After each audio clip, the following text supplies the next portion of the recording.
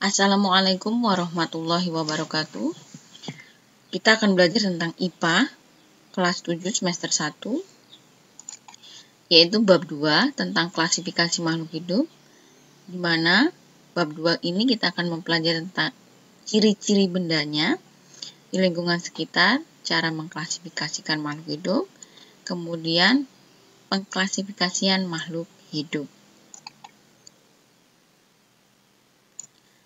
Langsung masuk ke bab 2 tentang klasifikasi makhluk hidup. Nah, dalam pembelajaran klasifikasi makhluk hidup, ada beberapa istilah penting yang akan kita pelajari, yaitu tentang makhluk hidup, benda hidup, klasifikasi, monera, protista, fungi, plantae, dan animalia.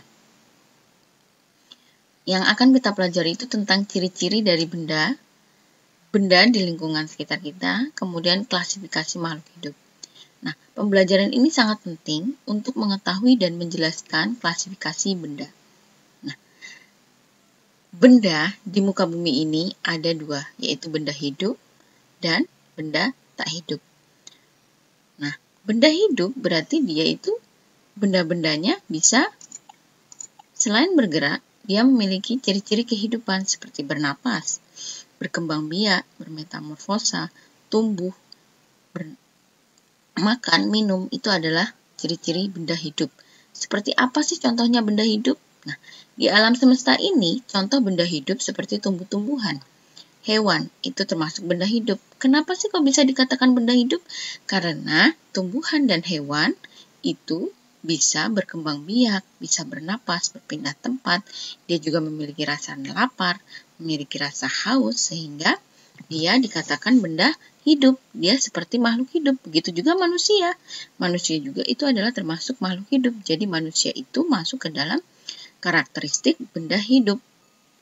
Nah, kalau benda mati atau tak hidup itu seperti apa sih? Nah, dia itu tidak bisa bergerak. Dia tidak bisa berkembang biak. Tidak bisa bernapas. Seperti apa? Meja, kursi, kasur, rumah, kemudian jendela, pintu. Nah, itu termasuk benda-benda mati. Dia tidak memiliki tanda-tanda kehidupan.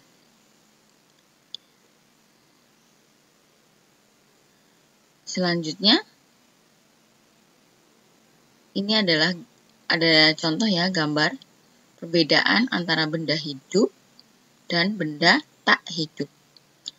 Benda hidup, contohnya makhluk hidup. Di sini contoh makhluk hidupnya yaitu ada seorang anak yang sedang bermain sepak bola.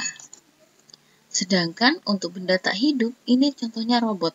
Dia nggak bisa bernapas, dia juga nggak memiliki rasa lapar. Dia itu juga tidak bisa berkembang biak seperti manusia. Dia juga tidak bisa tumbuh. Kalau robotnya segini, ya segini terus. Beda dengan manusia. Manusia memiliki rasa lapar, memiliki rasa haus untuk dia terus bertumbuh. Karena makanan-makanan yang dimakan oleh manusia itu sendiri berfungsi untuk dia terus tumbuh dan berkembang. Itu adalah perbedaan antara benda hidup dan benda tak hidup. Selanjutnya,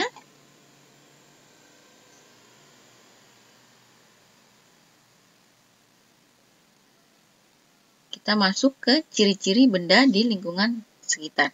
Di sini ada contoh ya, benda di lingkungan sekitar kita yaitu mobil. Di sini ada bagian-bagian mobil seperti kaca, kemudian ada roda dan ada baja.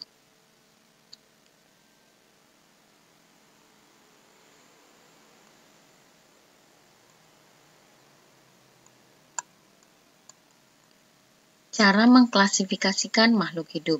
Nah, cara-cara, gimana sih caranya kita dapat mengklasifikasikan makhluk hidup? Nah,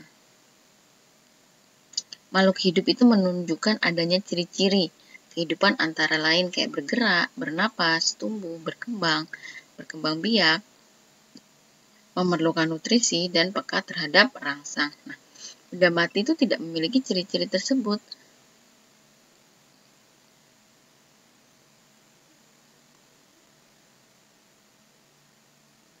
Di sini ada contoh kegiatan ya untuk mengamati ciri-ciri makhluk hidup. seperti manusia, tumbuhan, dan hewan. Nah, kalau manusia dan tumbuhan itu sama-sama memiliki hampir mirip ciri-cirinya, bendanya. Karena dia termasuk benda hidup sama antara manusia, tumbuhan, dan hewan. Karena dia merupakan benda hidup. Kalau manusia, dia bisa bergerak, bernapas, memiliki iritabilitas atau rangsangan. Terus dia makan, minum, haus, berkembang biak. Itu juga tumbuhan. Dia harus makan, minum untuk membuat makanan dengan bantuan sinar matahari untuk fotosintesis. Hewan juga seperti itu. Dia memiliki ciri-ciri yang sama ya. Nah, ciri-ciri makhluk hidup di sini contohnya seperti bernapas. Bernapas itu menghirup O2 dan melepaskan CO2 atau karbon dioksida. Kalau kita tidak bernapas, maka kita akan mati.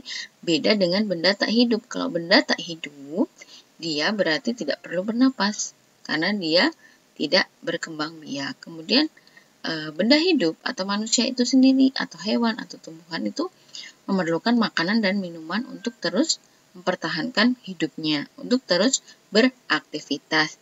Kemudian makanannya itu juga akan diproses dan manusia itu akan memperoleh energi sehingga energinya itu bisa digunakan untuk manusia bisa bergerak.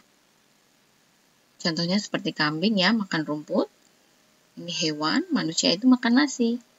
Dia sama-sama makan, cuman perbedaannya hanya di makanan apa yang dimakan untuk mereka berkembang biak. Kemudian bergerak. Bergerak ini adalah salah satu ciri dari makhluk hidup itu sendiri. Nah, seperti contoh yang A, ini ada anak yang sedang berlari, kemudian dia berenang. Nah, bergerak ini juga diperlukan makhluk hidup untuk terus berkembang lebih besar, berkembang lebih panjang, karena akan mempengaruhi tulang, sendi, dan otot untuk terus berkembang. Nah, manusia itu bisa bergerak dari makanan yang dimakan, diolah menjadi sebuah energi. Nah, kemudian ciri selanjutnya, tumbuh dan berkembang. Manusia itu tumbuh dan berkembang karena manusia itu yang pertama tadi apa? Dia itu makan. Makan ini diperlukan untuk terus berkembang. Berkembang, terus mereka bergerak karena pergerakannya itu mempengaruhi tulang, otot, maka manusia bisa bertambah tinggi, besar, sehingga menjadi dewasa. Begitu juga contohnya hewan. Hewan di sini contohnya seperti kupu-kupu bermetamorfosis. Pertama, kupu-kupu itu bertelur, di daun menjadi ulat, ulat menjadi kepompong, kepompong menjadi kupu-kupu, kemudian menjadi kupu-kupu dewasa.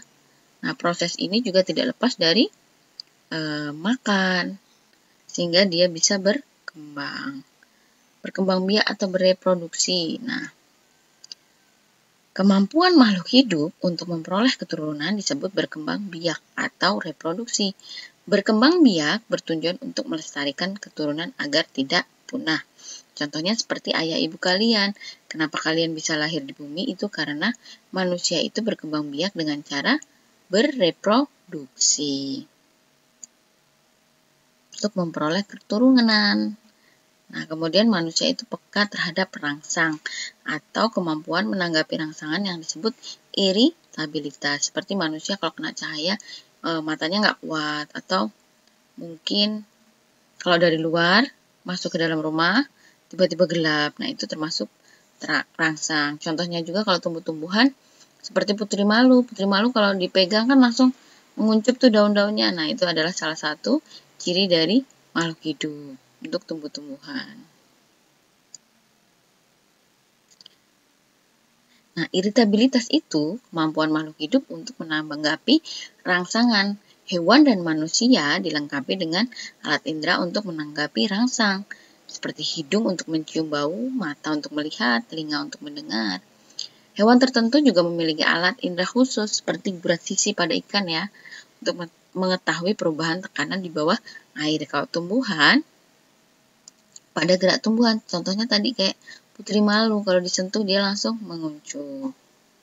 Nah, kemudian menyesuaikan diri terhadap lingkungan. Nah, kemampuannya manusia atau kemampuan makhluk hidup untuk menyesuaikan diri terhadap lingkungan disebut adaptasi. Nah, ini adalah contoh juga cara atau bagaimana manusia itu berkembang biak. Kalau dia tidak bisa beradaptasi, maka manusia itu nggak bisa berkembang biak.